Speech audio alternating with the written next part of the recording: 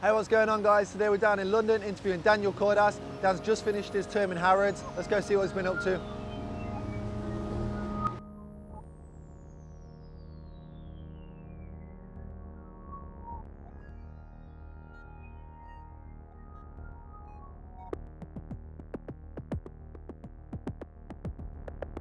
Hi Dan, nice to see you again. What's up? How you doing? You're right. Just come down here, chat with you, see what's going on. Yeah.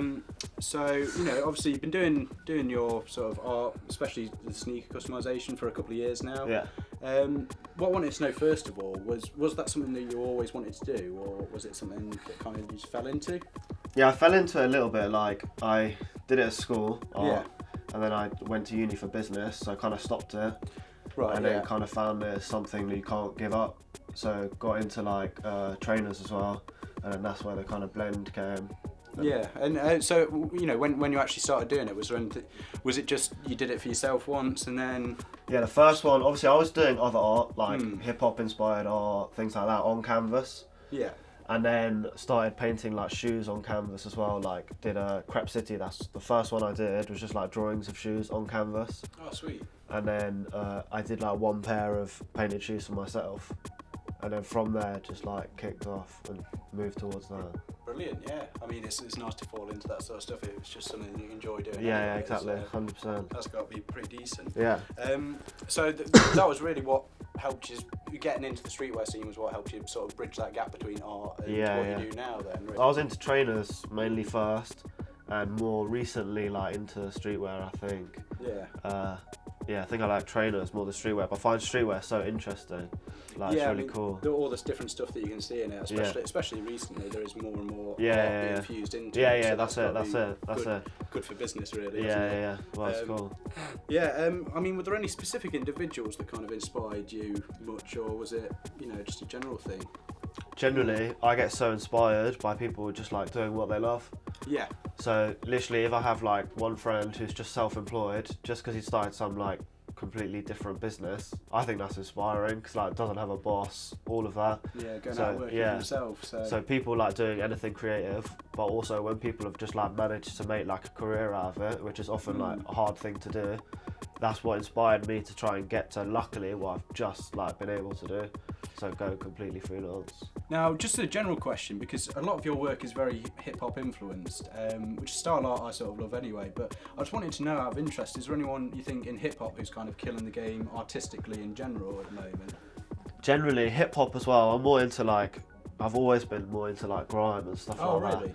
But there's always people inspiring, like that same sort of thing. Like those people have got like legitimate careers doing what they love as well. Like I think that's always inspiring. But in terms of like generally the scene, obviously the most obvious one, things like Skepta, it's crazy to think, not in such an obvious way, but he's actually gone so far. It's crazy. Yeah. Like what he's achieved is just mad. And I'm sure like so many people told him that that's never going to happen. Or if you told his story, like however long ago, people would be like, no way, like absolutely no way. So stuff like that is like so inspiring. I suppose with him as well, it's another example of him doing it on his own. He's had no label, support. He's really been doing it self-employed. And I think he could have done it a lot differently, like a lot of people would have done, and not brought people with him. But Skepta brought everyone with him in a way. Like if you look at how Drake is obviously massive, whether you like him or not, like supporting Boy Better Know. That's like, well, I wouldn't say that's 100% Skepta's doing, but Skepta definitely always wanted to bring people with him, I think. It's definitely a big part of it, isn't it? Because, I mean, you see the whole of BBK, coming up together, and they're still playing shows. Exactly. I definitely agree with you. And they're good. Like I went to Wireless and they were headlining. Obviously, someone might have pulled out or something, but to headline Wireless, Boy Better Know, that's crazy. And then didn't Pharrell pop out with them as well? Exactly. Well, it's just mad. It was mad. So the first time I met you was actually at Crep City earlier this year, back in April. Yeah. And that was when you just launched your floral box logo t-shirts.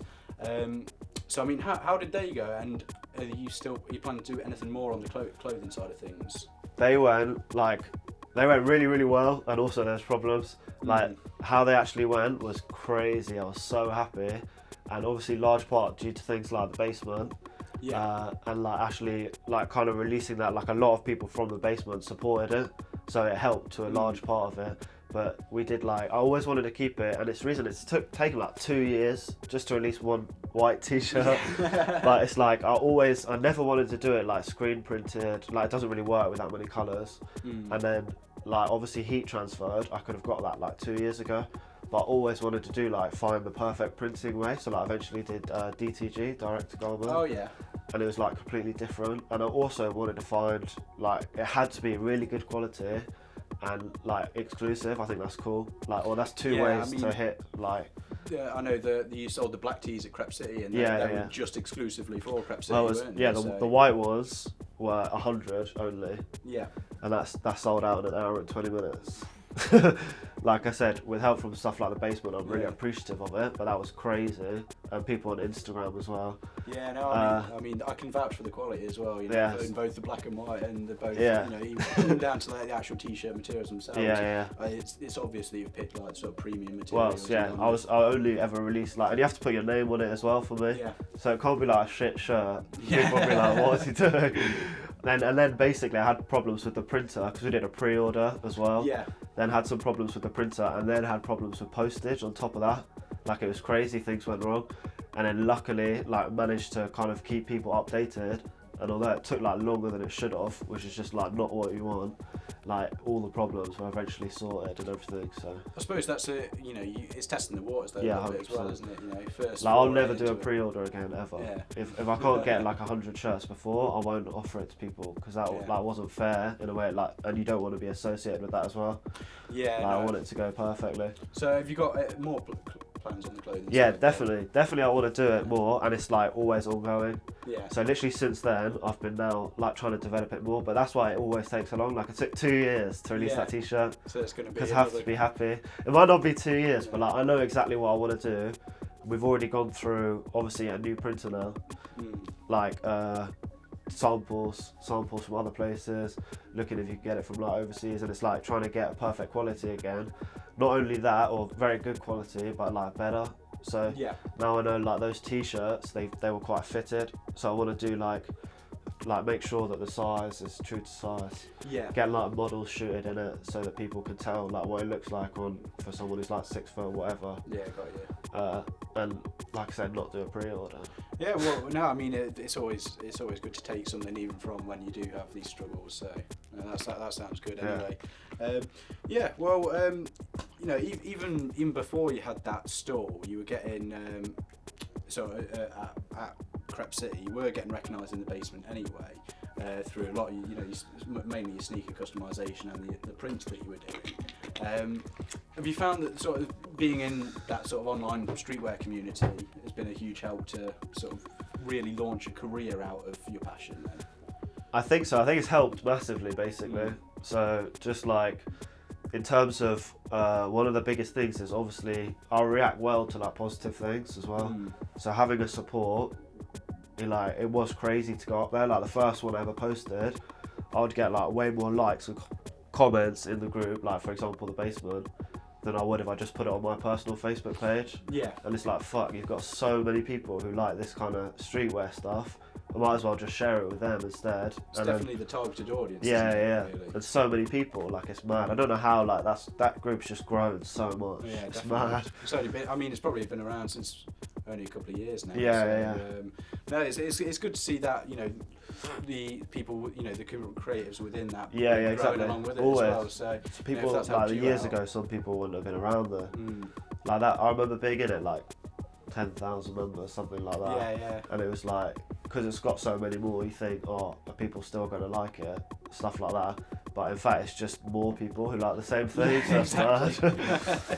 Right, so shortly after your stall at Crep City earlier this year, you actually sort of set up with the stall in LG men's department of Harrods. Yeah. And then did you move over to Adidas a bit later on? It was Adidas, then contemporary fashion. Ah, right, yeah. So, first of all, how did that come about? How did you co-brand with Harrods? Yeah. Well, what it was is when I finished uni, my degree, I was just at the point where I was I really want to go full time, just doing what I like, art. and I could have at that time been able to do it because I wasn't living away from home, so I didn't have to definitely pay rent like every month. Yeah. But I kind of thought in my mind I wanted to get a job and then quit it, rather than just not get a job and like do what I like, and people be like, oh, you just can't get a job or whatever. Like I did have a business degree, but I ended up just like same sort of thing. I never wanted to get out of doing that. I just wanted to do it more and more. So I took like a kind of halfway job, something that probably I didn't really need my degree for, which was working at Nike in Harrods. Right. And I just loved that job so much. Like it was so fun. Got trained by Nike, got like, you know, like good benefits, and also working in Harrods was really, really fun. It's got to be useful research as well if you, working in sort of. Well, I met like visual merchandisers, stuff like that now I have like contact with over my art stuff. So it's brilliant. Yeah, good way. But just like actually genuine friends as well. Like I actually loved going to work. Yeah. Which was so important. Like you start to realise, like, oh, I actually value like job satisfaction and being happy so much. Like I'm not going to go to an office, no way. No, well if you enjoy what you do, then there's that saying, you don't work a day in your life. Yeah. But it's true, isn't Yeah. it? So do you think the how's that stall with Harrods actually gone for you? I mean, I've seen the fact that you've actually painted on the walls there as well. Well, yeah, it was mad how it came about. Yeah, so I was on the shop floor, and then I was doing full time, and then I went down to part time because I was getting so busy with like art. And then just as I was about to kind of think about leaving or whatever and go full time art, they kind of asked me, oh, would you ever think about doing anything with Harrods? And I was like, yeah, of course, that's crazy. And then it just got like really serious really quickly. So I had like meetings with the buyers and like the head buyer of all men's fashion and sports is like the same, controlled by the same people. So had meetings with all them, and they kind of just took on. They wanted to get it in for summer because it's like important for their clientele base and everything like that. And so they just got it done really quickly. Set up, did 1 month in Adidas, 2 months in contemporary fashion. It was just so busy. It was crazy. That's amazing. And I bet, to be honest, it's a bit more than anything. It's boosted your reputation a bit. Yeah, it kind of like legitimises things a bit. I think for some people. So like some people, it's a big thing to do with creative sides as well. Don't take it seriously, obviously. So that's kind of like some people who might not have taken it seriously. You can't say much to that. No, exactly. I mean, the whole fact that it's Harrods, that name behind you as well, the whole co-branding with it on the stall as well, Daniel Cordas X Harrods. It makes you look like you've taken that huge step up, which you obviously you did. But no, it's fantastic to hear that it did work out well for you. Even before you were working Harrods, you'd already been working with some sort of major clientele, really. I know that you did some shoes for the grime artist Chip, didn't you? Yeah. Which is crazy to think that you've actually already got out there, and people that large are sort of noticing your work. Now, obviously, I know that I got a pair of shoes done by you before, the Wu-Tang NWA ones, and I know that MC Ren reposted them as well, and the fact that didn't the game have some contact with you? Oh, someone said like some artist said the game asked him to do a pair of my shoes, and he was like, "Is it cool?" And I was like, "That's fine." Yeah. Well, I've also already seen copycat Chinese shoes. That's cool. So. I think that's cool as well. Yeah. You've made it when people are bootlegging your stuff and selling it for $50. I don't know about that, but yeah. See, I just thought it was cool. Yeah. So I mean, I know it's really apparent that your floral designs is definitely your signature, really. But are there any sort of other designs that you've worked on that have been sort of particular favourites of yours? Yeah, I love doing the floral, obviously, like you said, it's a bit of a signature, but stuff like more complicated ones, so like some of the Biggie work, and then did like a Star Wars, Super Star Wars, that sometimes people don't even like as much, because it's not like stylized or anything, which is cool, but I love like doing some of them. It's really nice, challenging everything. I suppose it's a bit more specific to the customer there as well, isn't it? It's something that they specifically want so I did like more of those in Harrods as well, which is really good. Oh, definitely. Right, so I heard that you'd been working with a documentary crew from LA recently. So can you tell me a little bit about that whole documentary, what it's about? Yeah, this is so it's a production company, Matador. I just have to think about what I'm allowed to say. Not allowed to say crazy amounts, but it's in with it's for RedBull. So this is just a pilot, brilliant. but it will be on RedBull TV. I can say that. Yeah. But that's just like a Netflix or whatever. Oh, right, so they've made that recently, I think. So it'll be going on that, and then whether RedBull commission it or not, whether it will be a series. And it was taking like 3 customizers in the world. Like one, I'm not saying that we're the best, but they just happen to say 3. FBCC in the US, who's like this crazy guy, like puts all things together. So we'll do like a crazy soul with like Python skin as well. And then, yeah, he's cool, and he does like, he's like really business minded as well, which they wanted to pick up on. Yeah. So he like makes kits so people can do it themselves. So he doesn't even paint anymore, and he has like a big business. Oh, fantastic! Sick, so he just sort of sells his sort of signature style. Yeah. And then he was, and then also Sabotage from, I think it's Thailand. I think he's in Thailand, and he's so sick. I love Sabotage. And then you were the sort of European choice. Yeah, there. that's it. Yeah. Fantastic. I mean, so they did a bit of filming with you in Harrods and stuff. Yeah, so they just picked up like the last day of Harrods. Oh, actually no, I was done with Harrods by the time that they came. So we like filmed a teeny bit in Harrods just because I have to take shoes there once they're finished still, while I'm finishing off the orders. And then we just filmed. They got like an athlete, a Nike athlete to come, so I did a pair of shoes for him. Oh, fantastic. And it was kind of set up in the way that he happened to message me, and then they kind of contacted him, so it was where they could film with him and everything. So it kind of caught like a natural progression of like a whole shoe from start to finish, but obviously condensed into like 4 days filming. Oh, that's amazing. It's cool.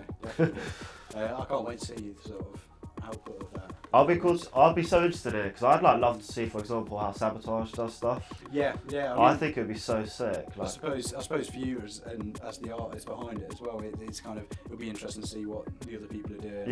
How they work. Definitely. But no, that's fantastic. I mean, it's definitely a big step as well. The fact that it's good. Yeah, I like that was really 3 fun. in the world, you're one of them. So That's really handy. No, it's good to see that that's even like a possibility. Like it has to be a certain level for that to happen, I think.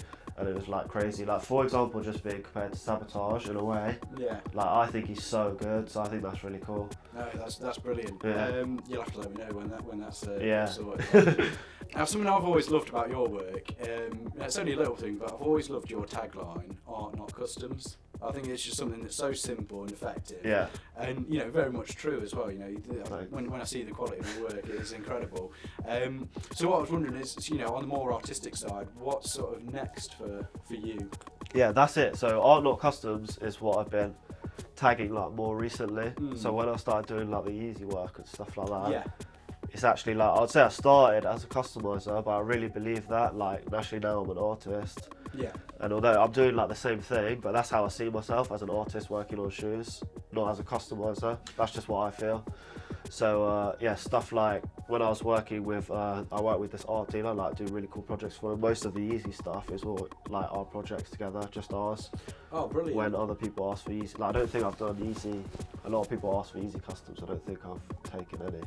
Just for this project. Yeah, because I think the only ones I've seen apart from the floor ones is the Waves one, which has a display piece for Crep City. Yeah. So all those shoes, it's like so far it's every Adidas Yeezy, everyone, and we'll get like everyone as they come out, and then you can like mix and match them as well.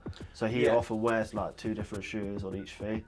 Yeah. Obviously they're done for him. So all of these ones you can take like a turtle dove, and it will have like the monochrome on, and then a tan which will have the monochrome on, or you can like swap it out for one colour, or have like the matching colour, whatever. So yeah, that's brilliant. That's cool how that's growing. But yeah, stuff like that, just working more in like the art side of things, making sure. Like when I was working with him, I said, oh, it'll be so sick for the Wave, like to have it on the midsole, just overflowing. Yeah. And I was like, but I'm not really sure that's durable or anything like that. He's like, no, but it's like, it's art. It's not like custom shoes. That's what he said. So that's what I called like the first invoice, art not customs. And then it just went on and then there. just kept it on. Oh, brilliant. But that's what I like to think of it as. And you're sort of going into that side a bit more now as well. I think so, yeah, definitely. I can't wait to see some of the pieces you come out with on that side. Now, sort of lastly, this is slightly off topic, but I just wanted to talk to you a bit about sort of the streetwear scene in general, because I know you are into it, and your sneakers as well. I just interested to hear sort of what brands you're into at the moment, who you think is sort of running the game. Yeah. And, get your thoughts. or? Brands, not so much. I'm not like, Yeah. I don't know about brands. I can't just say something like Supreme and then I don't really have too much really. I wear like more normal stuff. Yeah. Whatever I think looks alright. And then I paint a lot of stuff. Yes. I'm like starting to paint more clothing as well. And then I have some of my own customs I like to wear, like from some of the first ones I did. Yeah, I mean, I've seen in this room a few floral ones that Yeah. said in pieces. Which... And then trainers I love still, trainers. So like probably more plainer clothes and then like colourful trainers or whatever. Adidas or Nike? Or is it too hard to choose? I can't say that. it's literally been like, obviously I worked for Nike as well. Yeah, oh of course, and, yeah. And when you look around, I was like, when I worked there, I was like, all of my shoes are Nike. It's just so obvious. It's always been Nike. Yeah.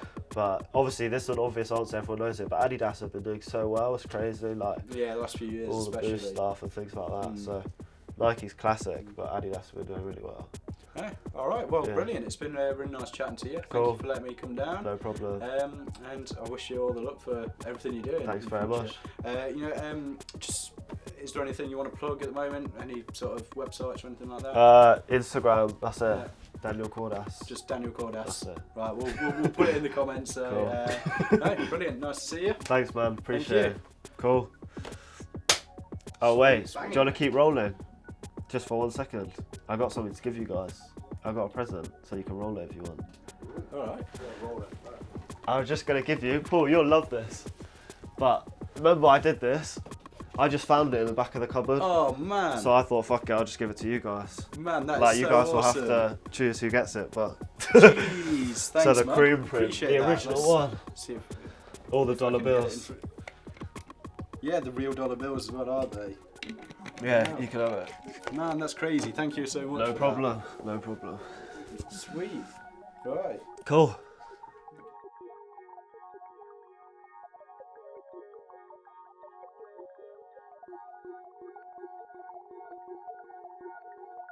Thank you.